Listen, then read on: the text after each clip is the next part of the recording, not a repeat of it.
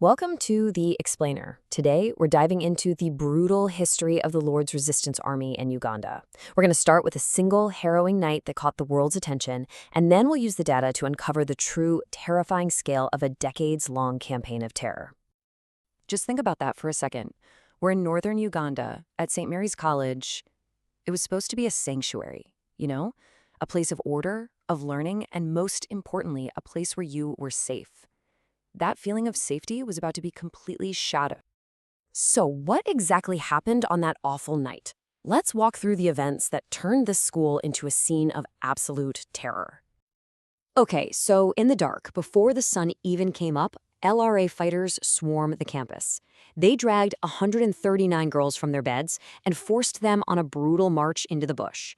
But then, something truly incredible happened. Two nuns, Sister Rachele and Sister Immaculée, they just refused to accept it. They followed the rebels, unarmed, deep into their territory, and actually negotiated for the girls' release. And unbelievably, they secured the freedom of 109 of them. But even that amazing act of courage couldn't save everyone. 30 girls were kept behind. Over the years, some managed to escape. Others eventually came home, but with children born in captivity. And some were never seen again. The story of what happened at Aboke sent shockwaves around the globe. It put a spotlight on the LRA's brutality, but it also raised a much bigger and, frankly, a much more terrifying question. And to answer that question, we have to zoom out. We need to look beyond this one horrific event to understand the true scale of what the LRA was doing. Just look at this number, 75,000. That's the estimated number of people, children and adults, abducted by the Lord's Resistance Army over 2 decades. It's just staggering. This wasn't a one-time event. It was a systematic strategy. So who were these guys, the LRA? Well, they were a rebel group led by the infamous Joseph Kony, and they terrorized northern Uganda for years. They were known for just extreme violence, but their core tactic, the very thing that fueled their war machine, was abducting people to force them to become soldiers, porters, and much, much worse. And this chart really tells the story of who they were targeting. When you look at the data from people who returned, a huge majority, we're talking over 60%, were between 13 and 30 years old. This wasn't random at all.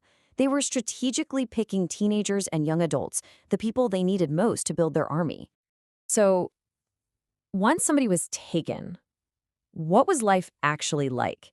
What does the data tell us about what happened inside the LRA? This right here, this is one of the most disturbing findings. Just look at that difference. On average, boys and men were held for about 258 days, but for girls and women, 643 days. That's more than double. It's a huge disparity, so you've got to ask yourself, why? And the answer is just grimly strategic.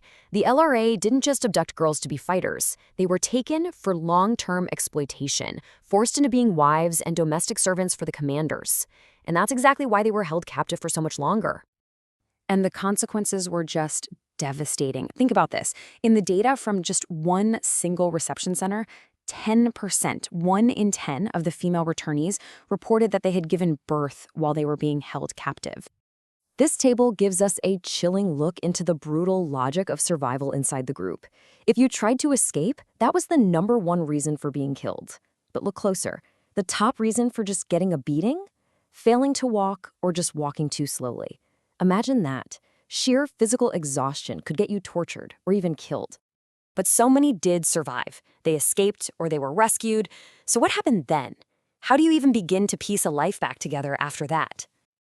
This is where reception centers became an absolute lifeline. The process was really methodical.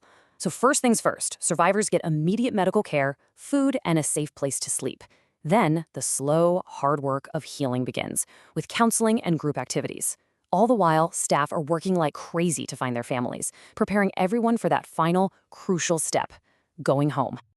But, that journey looked different for everyone. Most kids would stay for a few weeks, but the young mothers and their babies, they faced a whole different set of challenges. They often stayed for 6 months, sometimes even longer, just to get the specialized support they so desperately needed. Okay, so we've seen the crime, the staggering scale of it, and the long, painful path to recovery. So, what's the lasting legacy of Aboke and of the tens of thousands of other stories just like it? Well, that global spotlight from the Aboke abduction, it really mattered.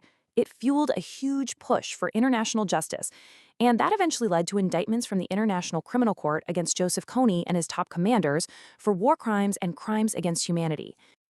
And that brings us right back to where we started. Because, yeah, this is a story about unimaginable brutality, but it's also a story of incredible bravery.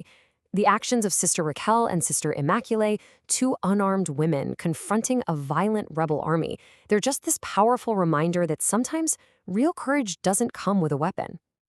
In the end, remembering the Aboke girls and all the thousands of others, it's about more than just history. It's about resilience and the strength of the human spirit. And it leaves us with a really important question. How do we make sure a story like this is never forgotten so that it never, ever happens again?